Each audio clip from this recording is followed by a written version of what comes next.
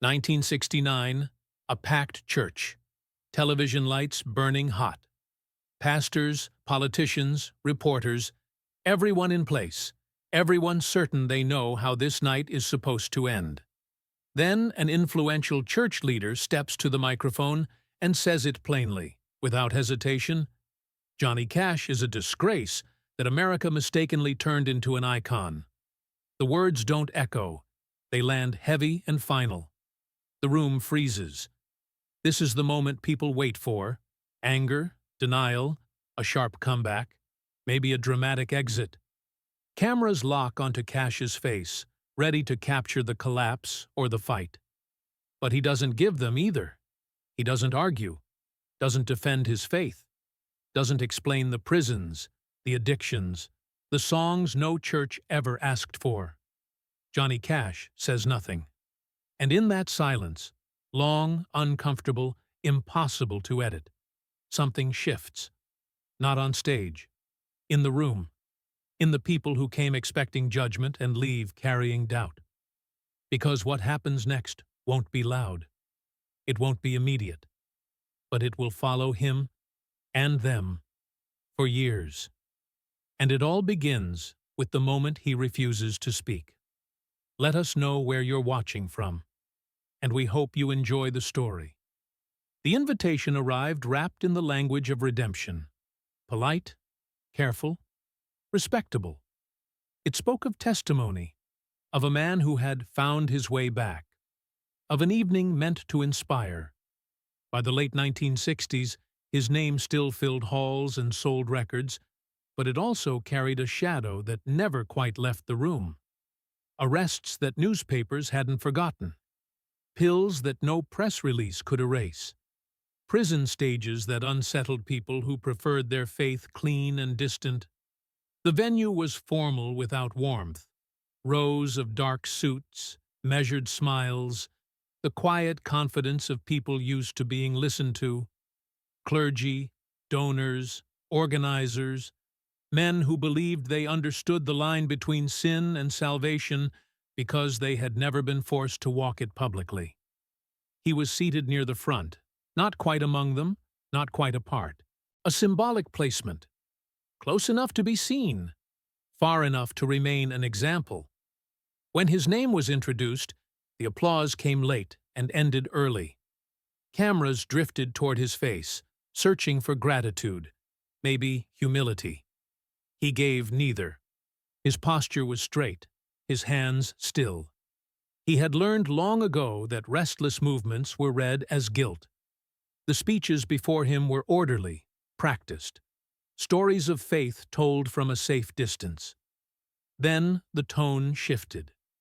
One of the senior leaders took the microphone, an authoritative voice, trained to command rooms without raising volume. He did not hesitate. He spoke of responsibility, of influence, of danger. He named prisons, addictions, stages soaked in vice. He spoke of false witness and public damage. And then, without softening it, he said the word plainly. Shame. Not metaphorical, not implied, direct. The air changed. Not with gasps or murmurs, but with absence. Sound collapsed inward. No one moved. Even those who had expected criticism hadn't expected it to land so openly, so final. This was not guidance. It was a verdict. The camera found him again. No smile this time, no tightening of the jaw. His face showed something older than anger, fatigue stripped of self-pity. The kind that comes from hearing a truth twisted just enough to be useless. He didn't look at the speaker. He didn't look at the crowd. His eyes stayed forward, fixed on nothing in particular. A few heads in the audience nodded. Others stared at the floor. Agreement didn't need applause. The silence confirmed it. He understood, in that moment, exactly what had been arranged. This wasn't about his recovery. It was about contrast. A living cautionary tale dressed up as grace.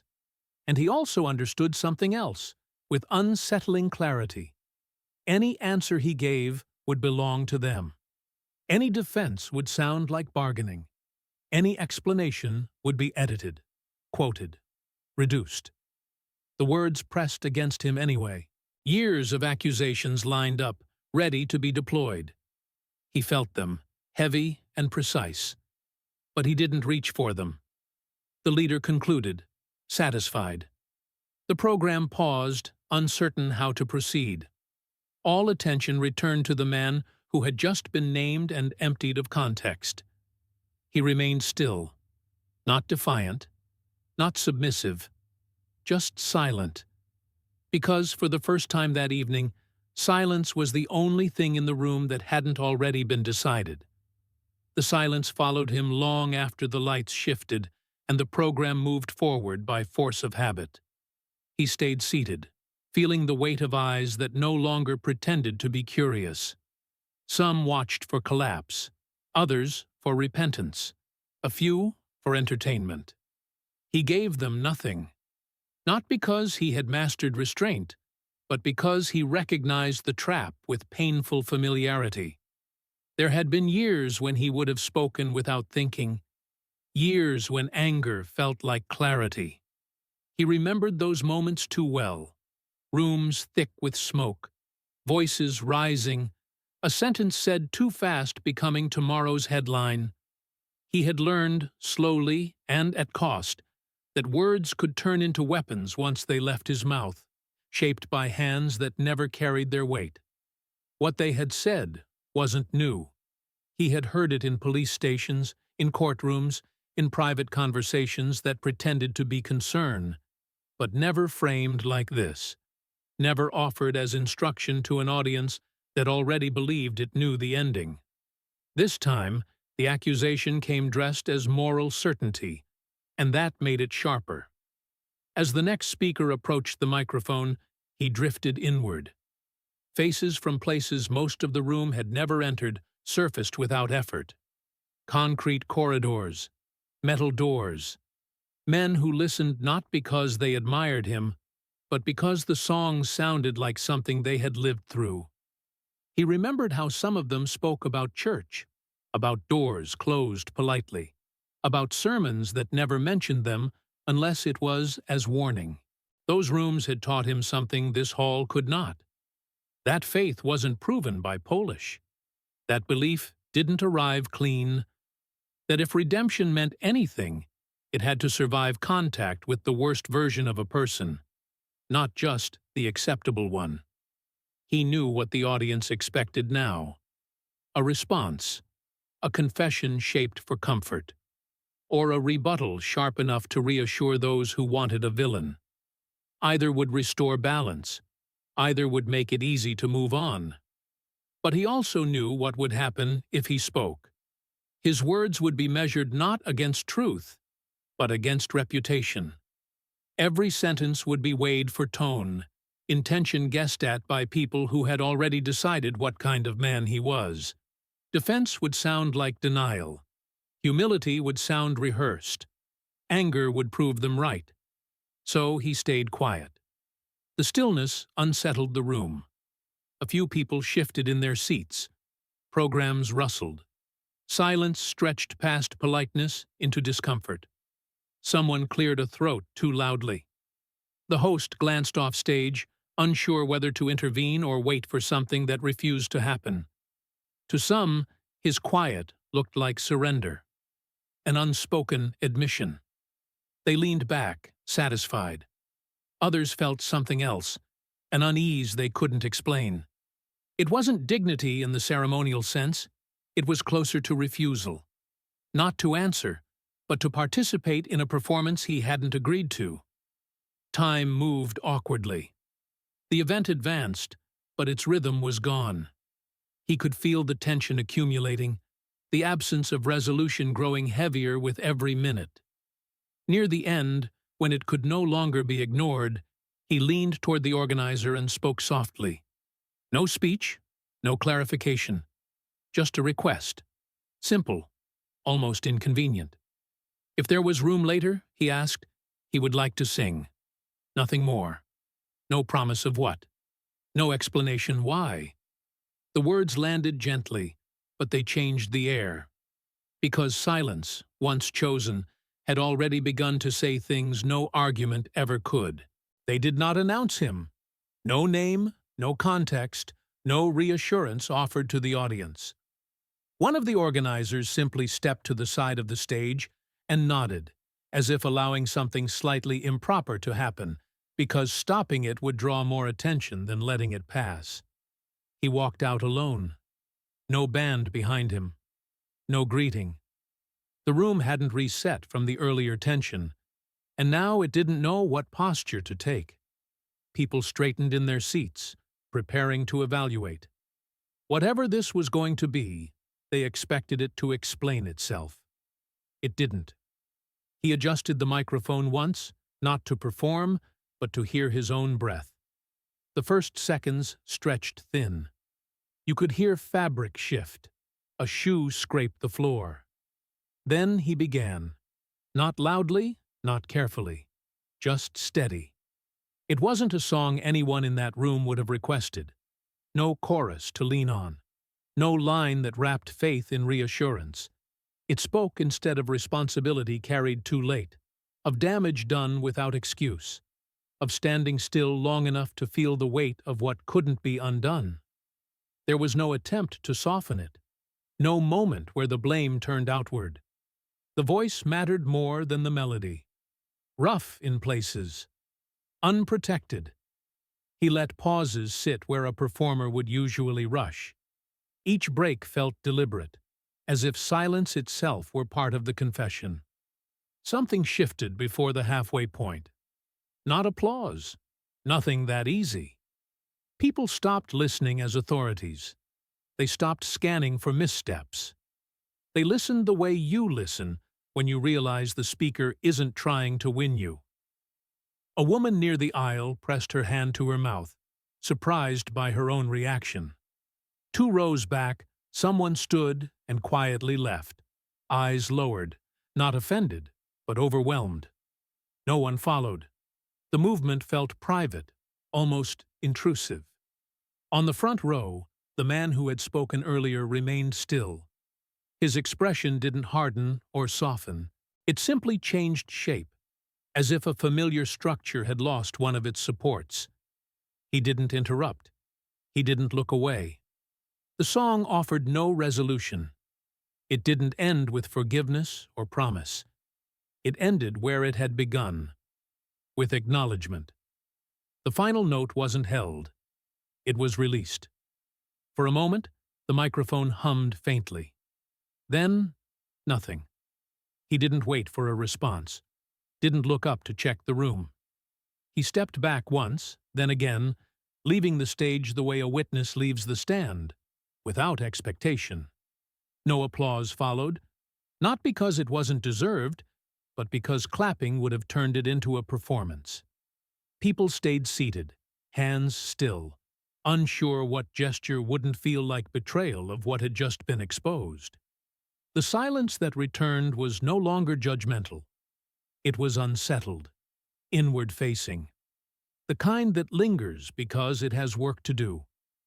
What few realized in that moment was that the real consequence of the song hadn't begun yet. It would unfold later, away from microphones, inside conversations that no longer sounded the same. The song ended, but the room didn't move with it.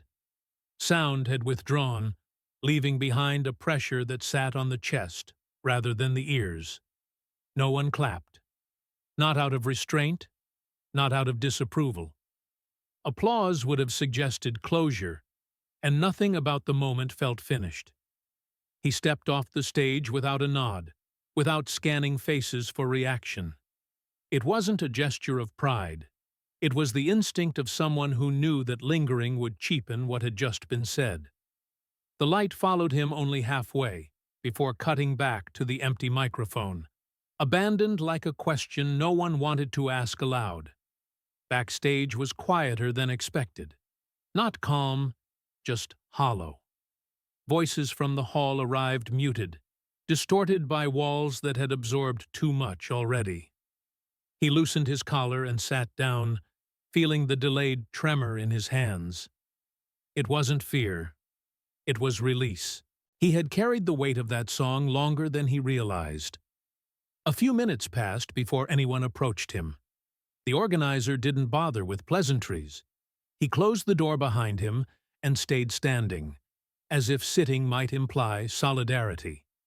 His tone was measured, practiced, the voice of someone accustomed to damage control. "You put us in a difficult position," he said. Not angry, concerned. "Some people think what you did was intentional." There it was. The accusation reshaped, made safer. Manipulation instead of offense. Strategy instead of honesty. He listened without interrupting. The organizer continued, explaining how donors reacted, how certain leaders felt exposed. He offered a solution dressed as kindness, a short statement, a clarification, something to assure everyone that the song wasn't directed at the church itself, that no line had been crossed on purpose. It was an exit ramp, clean, respectable. He could feel the ease of it. One sentence would smooth the edges, restore order, preserve invitations not yet sent. It would cost very little, just a small adjustment of meaning, a retreat disguised as courtesy. He shook his head once. "No," he said quietly. No justification followed. He didn't argue the interpretation. He didn't explain the intent. He simply refused to reframe what had already stood on its own. The organizer exhaled, disappointed now. He warned him, not as a threat, but as a fact. Doors would close, not dramatically, gradually. Some people wouldn't forget this. "I understand," he replied. And he did. After the man left, the room felt smaller. He stayed seated, aware that something had shifted beyond his control. Word was already moving, carried by those unsettled enough to need answers. The absence of a public explanation became its own provocation. Later, in a corridor near the exit, he passed a few familiar faces. Some avoided his eyes. Others hesitated, as if wanting to say something and deciding against it. One older pastor paused longer than the rest, nodding once, not in approval, but in uncertainty. That was new. He walked out into the night without the relief of victory. No sense of triumph followed him. Only the knowledge that silence, once chosen again, had a price, and that he had decided to pay it without asking who else would join him. The reaction didn't arrive all at once. It spread the way discomfort usually does, quietly, through side conversations and carefully worded phone calls. No statement came from him, and that absence unsettled people more than any headline could have. Silence left too much room for interpretation, and everyone filled it differently. Within church circles, opinions split along lines that had little to do with theology. Some argued that distance was necessary. They spoke of boundaries, of protecting the message from confusion. Others said nothing at first, but they listened harder than before. The song had lodged itself where sermons rarely reached, and it refused to dissolve into a single meaning. Meetings were held without minutes. Decisions postponed under the pretense of caution. His name surfaced repeatedly, always followed by a pause. Not condemnation, hesitation. He had become difficult to categorize, and that made him harder to dismiss. At one such closed gathering, a younger pastor broke ranks. He hadn't planned to speak. He wasn't known for it. But when the conversation stalled, looping back on itself, he cleared his throat and told a story no one in the room expected. Years earlier, he said, he had stood inside a prison chapel, uncertain why he was there. He described the smell of disinfectant, the way men sat with arms crossed, prepared to resist anything that sounded like instruction.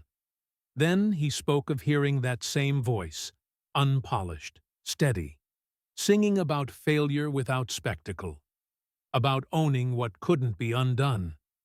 He remembered watching one man lower his head, not in shame, but in recognition. That night, the pastor said. Something held that man together long enough for help to arrive. No one interrupted him. The story didn't resolve the argument. It changed its temperature. The room shifted from judgment to unease, because now the question wasn't whether the singer belonged among them, but whether they had ever made room for the people he reached. The senior leader who had spoken publicly remained silent throughout. He didn't retract anything. He didn't argue. His stillness drew attention. The certainty he had carried before no longer sat comfortably on him. It showed in the way he folded his hands, then unfolded them again, searching for balance that wasn't there. Meanwhile, plans were quietly adjusted. Footage from the event was reviewed, then set aside. No announcement explained why it wouldn't be released. It simply wasn't. The ambiguity felt safer than clarity. He wasn't invited back. No formal rejection arrived either, just a gradual absence of calls. And yet, his name continued to surface, uninvited, in conversations meant to exclude him. He had become a mirror no one had asked for, reflecting questions they could avoid only by not looking. He felt none of this directly. What reached him were fragments, hints carried by mutual acquaintances, a shift in tone, an edge of caution where confidence used to be. What had been meant as an example of failure had turned into something far less manageable. Not a controversy to defeat, but a presence that lingered, forcing everyone involved to reckon with what, exactly, they believed about grace when it arrived without permission. Time passed without resolution, which proved more unsettling than open conflict. His name continued to circulate, now spoken with restraint, as if volume itself might trigger another fracture. He was no longer dismissed casually. He was discussed like a fault line, something stable until it isn't. The invitation came without ceremony. A brief note, careful in tone, specifying a closed gathering tied to a charitable effort. No stage, no audience. His presence was requested, not his voice. That distinction mattered. He arrived early. The room was modest, arranged for conversation rather than instruction. Folding chairs, plain walls, coffee growing cold at the edges. People greeted him politely, some with visible tension. This was not a reconciliation. It was an experiment. Then he saw him. The man who had named him publicly sat across the room, posture rigid, eyes alert. They acknowledged each other with restrained nods. No words passed between them. Everyone noticed. The air tightened around that unspoken history. As the meeting progressed, discussion stayed superficial. Logistics, funding, language scrubbed of risk. But it couldn't last. Eventually, someone turned toward him, not formally, not as a challenge, more like an offering. "If you want to say anything," the man said, "you can." No microphones, no witnesses beyond the room. This was the moment people had been waiting for, even if they pretended otherwise. He could feel it, the expectation that something would finally be corrected. That balance would be restored through explanation. He stood slowly, not to command attention, but because remaining seated felt dishonest. He didn't start with rebuttal. He didn't reference the accusation or its consequences. He spoke instead of understanding, of how, from a distance, his life could look reckless, even dangerous, of how he had given people reasons to doubt him long before anyone named them aloud. He did not apologize for the song. He did not defend it either. "I get why you said what you said," he told the man across from him. Not softly, not sharply, simply as fact. The room shifted. This was not what they had prepared for. He continued, acknowledging damage without listing it, responsibility without spectacle. He refused the temptation to expose hypocrisy or score moral ground. He spoke as someone aware that winning would cost too much. When he finished, there was no release, just confusion. The leader looked unsettled, not challenged, but displaced. His authority had nothing to push against. No accusation remained to answer, no denial to correct.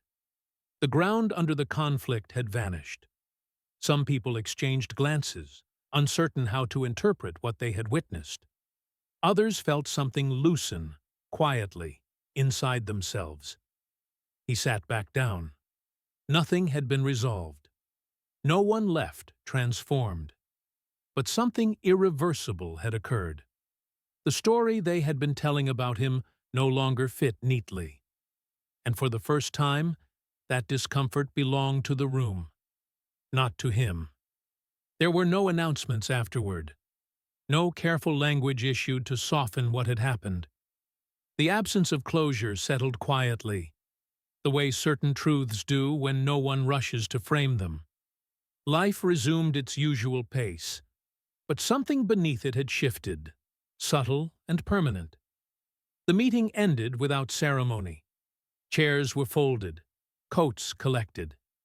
People avoided eye contact as they passed him, not out of hostility, but because proximity now carried weight. He lingered near the exit, waiting for the room to empty. He had learned to let moments finish on their own. That was when the man approached him. Not publicly, not with witnesses, just a few steps closer than courtesy required. His voice was low, stripped of projection. He did not reach out his hand. "I spoke about you," he said, choosing each word carefully, "as if I knew you." It wasn't an apology. It wasn't a confession. It was an admission of limitation, the kind that costs more than regret, because it leaves no room to retreat into certainty. "I didn't," the man added. Then he stopped. Nothing more followed. No request for forgiveness. No attempt to balance the scales. It was as far as he could go without breaking the image he still lived inside. He nodded once in response. Not acceptance. Not absolution. Recognition. He understood the restraint. He understood how much effort that sentence had taken. They parted without resolution. Later, when asked about the encounter, he said nothing. He didn't correct rumors or shape the narrative. The moment wasn't his to use. It had never been about winning ground or reclaiming dignity in public view. He returned to the places he had always gone, rooms where applause wasn't expected, where songs didn't need to be justified. He stood on small stages and prison floors and sang to people who didn't care how he was described elsewhere. They listened because the words matched their own unfinished lives. Over time, the story lost its sharp edges. Not because it was resolved, but because it was absorbed. Those who had judged him carried a new hesitation into their certainty. Those who defended him learned restraint. No one emerged untouched. What remained was a pattern, visible only in retrospect. He had not answered accusation with argument. He had not met authority with defiance. He had chosen silence, then truth without defense, then continued action without explanation. Each decision aligned, not as strategy, but as refusal to betray the thing he was trying to live toward. He never proved he wasn't what they called him. He made the label irrelevant, and that was what lingered. Not as a lesson, not as a moral, but as a quiet recognition that some lives don't resolve into clarity. They endure, and in that endurance, they leave behind a kind of honesty that cannot be applauded, only carried forward by those willing to sit with it.